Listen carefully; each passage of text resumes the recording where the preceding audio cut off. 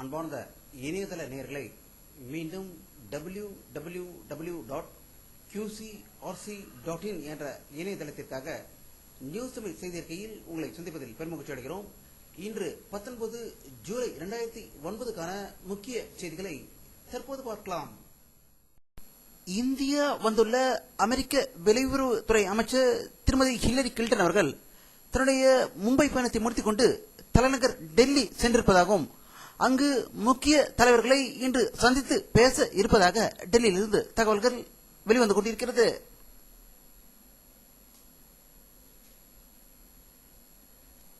மத்திய சட்ட அமைச்சர் திரு வீரப்ப மொய்லி அவர்கள் தமிழ்நாடு சட்ட பணிகள் ஆணைக்குழு சார்பில் செக் மோசடி வழக்குகள் தொடர்பான மெகா மக்கள் நீதிமன்றம் சென்னையில் ஞாயிற்றுக்கிழமை நடைபெற்றதாகவும் இதன் தொடக்க நிகழ்ச்சியில் பேசிய திரு வீரப்ப மொய்லி அவர்கள் தேவையற்ற வழக்குகளை தடை செய்ய புதிய சட்டம் இயற்றப்படும் என்று மத்திய அமைச்சர் கூறியிருப்பதாக சென்னையிலிருந்து தகவல்கள் வெளிவந்து கொண்டிருக்கிறது.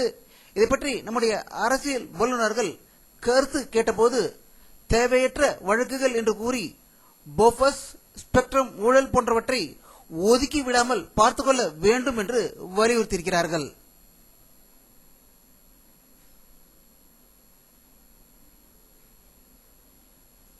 தமிழ்நாடு ஒலிம்பிக் சங்க தலைவராக திராவிட பச்சை தமிழர் டாக்டர் ப சிவந்தி ஆதித்தன் அவர்கள் மீண்டும் ஒருமனதாக தேர்வு செய்யப்பட்டுள்ளதாகவும் இது 2009 ஆண்டு முதல் 2013 ஆண்டு வரை இவருடைய பதவிக்காலம் இருக்கும் என்பது குறிப்பிடத்தக்கது.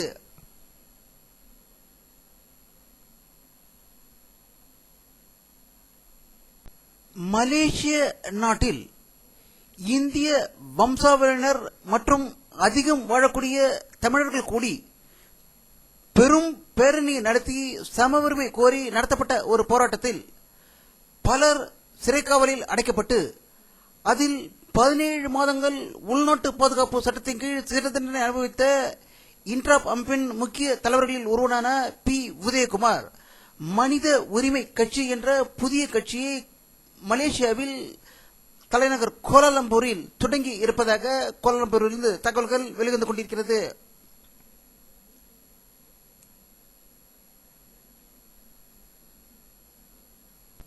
கடந்த மாதம் சென்னை நகரில் டிராவல்ஸ் மற்றும் நகை வியாபாரம் செய்து வந்த சுரேஷ்குமார் என்பவருடைய தலை வெட்டப்பட்ட நிலையில் கொல்லப்பட்டது பெரும் பரபரப்பை ஏற்படுத்தியது.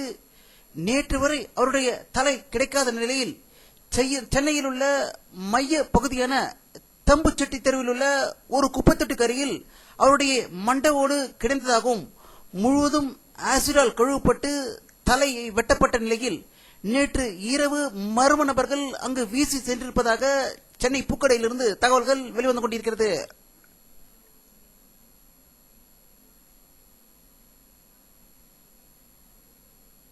உத்தரப்பிரதேச மாநிலத்தில் உள்ள சவுதப்புலி மாவட்டத்தில் மகேந்திரா பாலிடெக்னிக் அருகில் ராணுவத்திற்கு ஆட்கள் தேர்வு செய்வதற்கான சிறப்பு முகாம் நடந்ததாகவும் இதில் பீகார் உத்தரப்பிரதேச மாநிலங்கள் சேர்ந்த 10,000க்கும் மேற்பட்ட இளைஞர்கள் குவிந்ததாகவும் இதில் உடல் தகுதி நடந்தபோது முறைகேடுகளை ராணுவத்தினர் செய்ததாக கூறி ஒரு மாணவன் கேள்வி எழுப்பதால் அவனை அடித்த ராணுவத்தினர் இதை பார்த்த மற்ற இளைஞர்கள் ஆத்திரமடைந்து போராட்டம் நடத்தியதாகவும் இதில் ராணுவத்தினர் கோபமடைந்து துப்பாக்கி சூடு நடத்தியதில் 2 பேர் உயிரிழந்ததாகவும் பலர் படுகாயம் அடைந்ததாக லக்னோவிலிருந்து தகவல்கள் வெளியிட்டுக் கொண்டிருக்கிறது.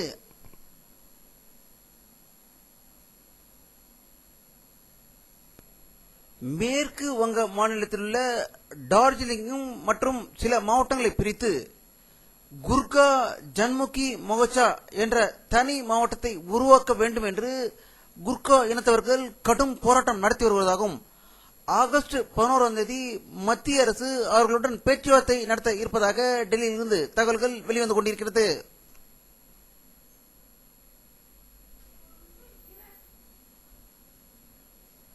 பாரதிய ஜனதா கட்சி தலைவரும் எதிர்க்கட்சி தலைவருமான திரு லால்கிருஷ்ண அத்வானி அவர்கள் மீண்டும் ஒருமுறை இந்தியா முழுவதும் யாத்திரை தொடங்க இருப்பதாக தகவல்கள் வெளிவந்து கொண்டிருக்கிறது.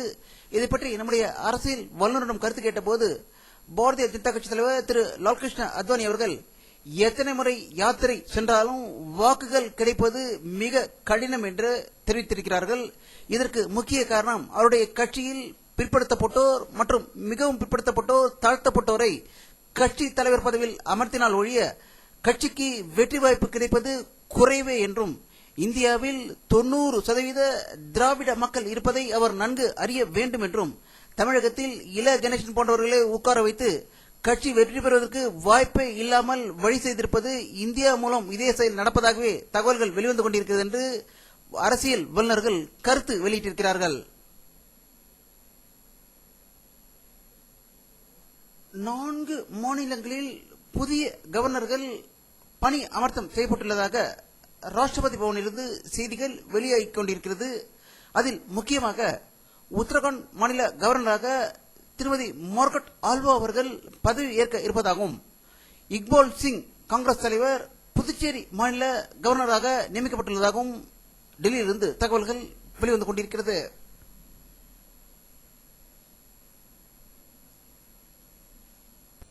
உத்தரப்பிரதேச மாநில காங்கிரஸ் தலைவி ரீட்டா பகுனா அவர்கள் அம்மாநில முதல்வர் மாயாவதியை வன்மையாக தாக்கி பேசியதால் கைது செய்யப்பட்டு பின்பு ஜாமீனில் வெளிவந்தார். அவருடைய வீட்டை கொளுத்தியவர்கள் மீது சிபிசிஐடி போலீசார் விசாரணை நடத்துவார்கள் என்று உத்தரப்பிரதேச மாநில அரசு செய்தி வெளியிட்டிருப்பதாக லக்னோவில் இருந்து தகவல்கள் வெளிவந்து கொண்டிருக்கிறது.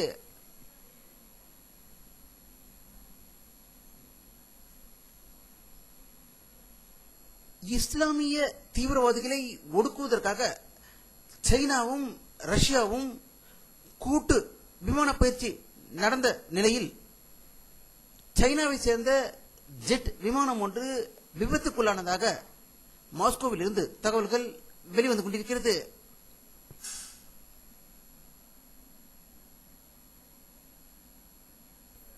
சைனாவில் இரு பிரிவினரே ஏற்பட்ட கடும் மோதலில் 200க்கும் மேற்பட்டோர் கொல்லப்பட்ட நிலையில் அங்குள்ள உருகு என்ற நாட்டில் உருகிஸ்தான் என்று மாற்றி முஸ்லிம்களுக்கு தனி நாடு ஒதுக்க வேண்டும் என்று வலியுறுத்தி கஜகிஸ்தான் நாட்டில் போராட்டம் நடைபெற்றதாக ரஷ்யாவிலிருந்து பிரிந்த கஜகிஸ்தான் நாட்டிலிருந்து தகவல்கள் வெளிவந்து கொண்டிருக்கிறது.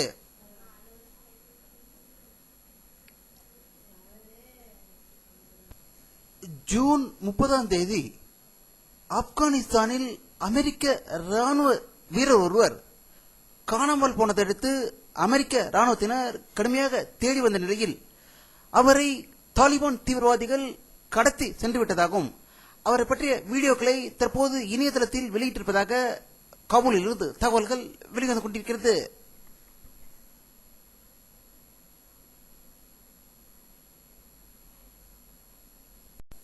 ஆப்கானிஸ்தானில் உள்ள கந்தகார் விமான நிலையத்திலிருந்து புறப்பட்ட ஹெலிகாப்டர் ஒன்று நொறுங்கி விழுந்ததில் 16 பேர் பலியானதாகவும், கடந்த வாரத்தில் நடந்த 2வது ஹெலிகாப்டர் விபத்து இது என்பது குறிப்பிடத்தக்கது என்றும், இந்த ஹெலிகாப்டர் ரஷ்ய போக்குவரத்து கம்பெனிக்கு சொந்தமானது என்பது குறிப்பிடத்தக்கது.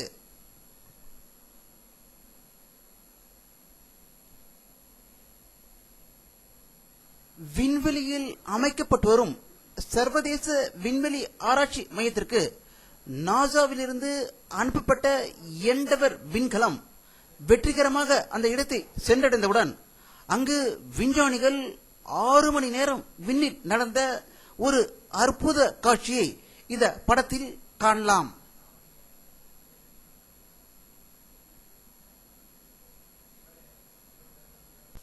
வானிலை அறிக்கை 19 ஜூலை 2009 பிற்பகல் 1 மணியில் எடுக்கப்பட்ட சேட்டலைட் புகைப்படத்தை தற்போது பார்த்துக் கொண்டிருக்கிறீர்கள்.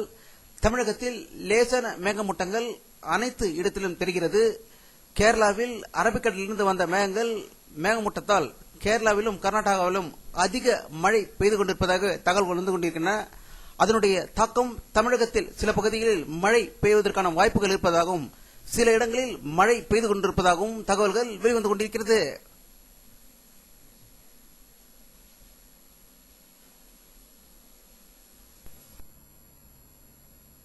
இத்துடன் இந்த செய்தி அறிக்கை நிறைவடைகிறது. மீண்டும் நியூஸ் தமிழ் செய்தி அறிக்கையில் உங்களை சந்திக்கும் வரை உங்களிடமிருந்து விடை பெறுவது உங்கள் கே பாலாஜி. நன்றி.